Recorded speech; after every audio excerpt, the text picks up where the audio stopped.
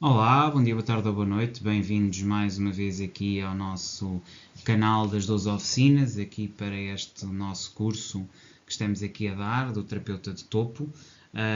E de facto estamos na nossa 16ª lição aqui do programa Terapeuta de Topo, aqui da oficina do terapeuta, e hoje vamos falar de como criar o prazer pessoal, ou seja, desconexão, fuga, reconexão com realidades emocionais. E, portanto, aqui como é que nós construímos esta estrutura, como é que nós avançamos. Portanto, é uma jornada terapêutica para compreender os mecanismos de evasão e cultivar a responsabilidade saudável. No fundo, estar aqui neste processo de transformação e de entrega que nós temos que ter para criar o tal prazer pessoal. Já percebemos que o prazer está associado à dor, à assimilação da dor, à sua compreensão em nós e no outro, através de processos de constante transformação e aproximação ao outro, e é sobre essas matérias que vamos continuar aqui a trabalhar e agora falar mais sobre a desconexão, a fuga e depois a nova reconexão, percebendo que existe sempre aqui dentro de nós mesmos sistemas de evasão e de cultivar, digamos assim, espaço para respostas que sejam saudáveis a esta mesma tendência natural.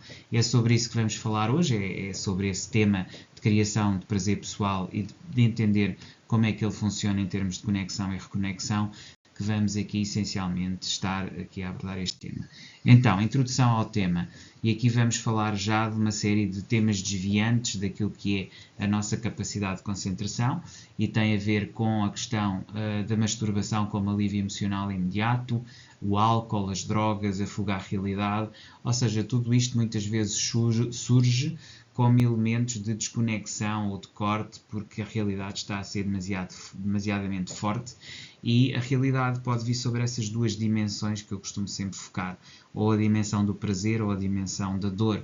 Elas normalmente estão associadas, são duas faces da mesma moeda, e é preciso saber reconhecer como tudo isso está interligado, como tudo isso está de alguma forma, digamos, baseado ou é embasado, digamos, naquilo que é a nossa maneira de ser e estar na vida, e portanto devemos olhar para isto como verdadeiras pedras de tropeço e oportunidades de aprofundamento da nossa própria psique, da nossa natureza, da nossa transformação interna. Portanto, perceber que nós temos esta tendência para comportamentos desviantes, sejam álcool, droga, fuga à realidade, masturbação como alívio emocional imediato, e tudo isso vem muito da sociedade onde vivemos, desta perspectiva de produção constante que temos que ter, deste período de tecnofeudalismo e sociedade industrial pós-industrial e tecnológica, e esta revolução tecnológica trouxe-nos efetivamente a velocidade, e a velocidade leva a que o indivíduo perca a conexão com a sua própria interioridade, com a sua própria essência, e que se deixe levar por um conjunto de comportamentos, estímulos e formas de ser e estar que muitas vezes acabam por servir como soluções temporárias, mas que nos afastam, obviamente, da nossa essência, mas que acabam por ser respostas que somos quase obrigados a tomar para nos mantermos dentro da sociedade, não é? E dentro daquilo que é o padrão geral aceitável. Portanto, estas soluções temporárias não resolvem as causas emocionais. Este aspecto é muito importante. Então, qual é a reflexão que eu quero trazer aqui de introdução ao tema? O que estou evitando quando busco prazer imediato? O que é que verdadeiramente eu quero evitar? Que dores ou dificuldades eu verdadeiramente não quero enfrentar? Porque nós já percebemos que só enfrentando as dores e as dificuldades é que eu posso efetivamente crescer e transformar-me e chegar mais longe. Portanto, este aspecto é aqui absolutamente determinante e é importante que nós ponhamos esta pergunta perante nós próprios já, para não termos aqui dúvidas nenhumas do caminho que temos que fazer e do trabalho que nos espera em termos de transformação interna. Em termos de psicanálise, analisarmos os mecanismos de fuga, perceber quais são esses mecanismos, como é que eles estão dentro de nós, a repressão, a negação e a racionalização muitas vezes imprime-nos determinado tipo de velocidades e muitas vezes isto que nós fazemos a nós mesmos tem a ver essencialmente com uma necessidade de nos integrarmos, de fazer parte desta sociedade, de estarmos dentro dela, de que esta sociedade conte connosco. Porque o grande receio, que aqui evidentemente está, é o sermos excluídos, é o não fazermos parte, não sermos integrados na mesma.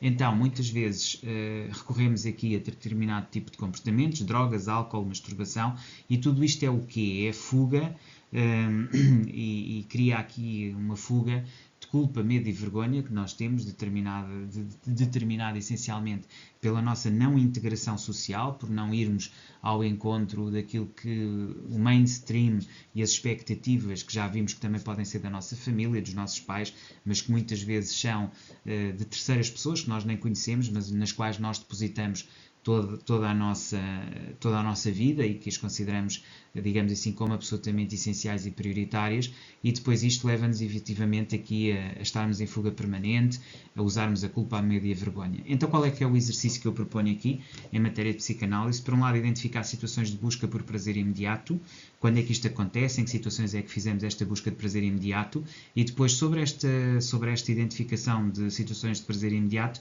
anotar as emoções que foram evitadas. Ou seja, aqui o objetivo é, perante cada uma dessas situações que identificamos, em que houve uma busca de prazer imediato, do que é que estávamos a fugir? Ou seja, quais é que eram as emoções que estavam a ser evitadas? O que é que nós não queríamos sentir? O que é que nós não queríamos saber de nós mesmos que levou àquela busca de prazer imediato? E isto permite-nos saber onde é que nós tínhamos que trabalhar e onde é que nós fugimos. Depois, listar a propósito disto todos os comportamentos de fuga que nós temos, que podem não ser tão evidentes. Por exemplo, fumar um cigarro, mastigar uma pastilha, fazer um jogo online. Enfim, nós podemos ter aqui uma série de outras realidades, além do álcool, da droga, enfim, da masturbação, cocaína, e, sei lá, outras coisas quaisquer que nós tenhamos, digamos assim, e que usemos. A cafeína, não era cocaína, a cafeína, ou seja, qualquer tipo de tomar café, enfim, tudo isso tem um efeito psicotrópico dentro da nossa estabilização de emoções que nós muitas vezes fazemos. Porquê? Porque nós estamos a pensar que por aí conseguimos fugir. E a ideia é exatamente essa, para controlar a repressão, a negação e a racionalização, nós encontramos, digamos, situações de fuga. Mas isto tudo resulta do quê? De nós querermos enquadrar-nos, querermos corresponder a um modelo que se calhar não é aquele que é bom para nós e que se calhar não nos diz nada. E se calhar, em primeiro lugar, nós tínhamos que nos ouvir. E por isso é importante aqui anotar as emoções evitadas e listar os comportamentos de fuga, ok? Como elemento absolutamente essencial a seguir à identificação das situações de busca de prazer imediato. Então, psicologia, enfrentamento emocional. Portanto, há emoções intensas que geram desconexão emocional e, portanto, este aspecto é aqui muito relevante. Nós percebermos que emoções intensas geram essa desconexão, que as culpas não resolvidas afetam as decisões. Portanto, emoções intensas geram desconexão emocional e culpas não resolvidas afetam decisões. Depois, sobre isto, perceber que temos que listar as fontes de culpa, medo e vergonha e refletir com elas e ver como é que elas afetam as nossas próprias decisões. Também aqui usar autoempatia, sou humano, estou a aprender, tenho um processo para fazer, eu não nasci com todas as minhas faculdades desenvolvidas, tenho que as desenvolver, tenho que me trabalhar, não nasci ensinado, no fundo tenho que crescer, sou no fundo criança em muitos aspectos e tenho necessidade de ir evoluindo e crescendo e ao mesmo tempo valorizar-se, ver o percurso que eu já fiz, o que é que eu já cresci, que pontos é que eu já atingi fazendo este percurso de autoconhecimento e de evolução. Portanto, perceber isto, emoções intensas geram desconexão emocional e as culpas não resolvidas afetam as decisões e perceber como é que eu posso efetivamente entender a minha vida como um percurso onde muitas vezes me desvio e aceitar o desvio como algo normal e natural. Não posso é ficar dependente dele enquanto vício e dependência depois do qual eu já não consigo sair ou quebrar. É preciso saber aceitar-me, mas é também preciso saber despegar-me e perceber que eu não sou o hábito. Eu sou uma pessoa e eu posso ter novos hábitos. Então, em terapia de casal, estávamos a falar muito de individualidade, de vícios e dependências pessoais e da forma como é que nós lidamos com eles de um ponto de vista pessoal e individual. Isto seria quase um exercício aqui de infantário e não um exercício de terapeuta. Então, terapia de casal, conexões reais.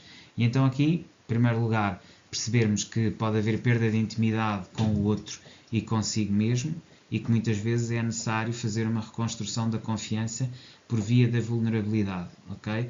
Ou seja, o saber que somos vulneráveis é a melhor forma de reconstruir a nossa confiança. Percebendo também que há perda de intimidade com o outro e connosco mesmo quando não o fazemos, quando não temos conexões reais. Qual é que é o exercício que eu aqui proponho?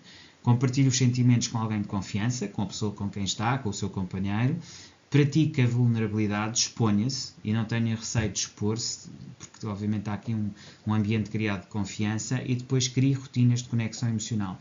Ou seja, pratique isto com frequência, exponha-se ao outro com frequência, fale sobre as suas dificuldades, não tenha receio de trabalhar e de estar junto ao outro, mostrando a sua vulnerabilidade. Reprogramando respostas. Pensamentos moldam reações automáticas, portanto faça uma identificação de gatilhos e substituição de hábitos. Este aspecto também é muito relevante, portanto os pensamentos moldam reações automáticas, tenha isto em mente. Depois identifique gatilhos de substituição de hábitos, onde é que tem situações em que tem determinados gatilhos que o levam a agir desta e de outra maneira, e isto modifica os seus hábitos e a forma como está. E, portanto, perceba estes dois corolários ou dois princípios. Pensamentos moldam reações automáticas e que deve fazer identificação de gatilhos e substituição de hábitos. Sobre isto é proposto um exercício, identifique um gatilho de fuga. Atenção, não é preciso identificar muitos gatilhos de fuga, é apenas um, aquilo que eu estou a pedir é trabalho apenas um. Substitua por uma nova resposta. Isto pode ser através de um exercício de respiração, que você cria para lidar com essa situação ou gatilho de fuga, ou através da escrita. Para quê? Para que você crie um novo hábito, do ponto de vista da programação neurolinguística, que substitua o gatilho de fuga, que substitua aquele mau hábito. No fundo é substituir um mau hábito por um bom hábito, um hábito novo, através de respiração ou escrita. E depois cria uma âncora, palavra ou gesto, para este novo hábito que você criou, que depois serve como novas âncoras para outros elementos de trauma. E você assim está a criar ferramentas para depois poder usar numa fase posterior. Integração e compromisso. Faça isto através de um ciclo que vai repetir. Aqui os ciclos de 3 vezes são sempre muito importantes. Portanto, eu quando falo 3 vezes, não significa que você aqui, quando está a trabalhar 90 dias, não sejam basicamente 2 ciclos. Porque como nós trabalhamos a 3 vezes, 90 dias dá, na verdade, 2 ciclos. Mas quando eu falo das 3 vezes é 15, 15, 15, 45 e depois um novo ciclo, 15, 15, 15. Portanto, as 3 vezes prende-se com os 15 dias. Às vezes isto aqui fica um bocadinho complicado de perceber, mas no fundo temos 15 dias de observação, 15 dias de intervenção e 15 dias de consolidação. É esse o plano. Portanto, o plano é 15 dias de observação, 15 dias de intervenção, 15 dias de consolidação. 15 dias para identificação do hábito que você tem, gatilho de fuga, 15 dias para fazer o novo hábito de intervenção, 15 dias para fazer consolidação através da dita âncora que você vai criar com base nisso. Portanto, 15, 15, 15 dá 45 e depois novamente 15, 15, 15 dá outros 45 e tem os 90 dias. Portanto, o ciclo de 3 vezes é 15 dias, 15 dias, 15 dias, para que se perceba. Esta repetição vai criar um hábito emocional saudável que você depois vai implementar. Portanto, conclusão e continuidade, substitua a fuga por presença emocional, cultiva a autoempatia, coragem, busca apoio terapêutico se necessário, são aspectos sempre muito importantes, permita-se sentir, refletir e crescer, e use ferramentas digitais, apps, diários, o DALI, o Reflectly, e faça uma meditação guiada em site, timer, headspace e grupos de apoio online, ok? Tudo isto. Boa sorte, espero que tenham gostado da vossa 16ª lição.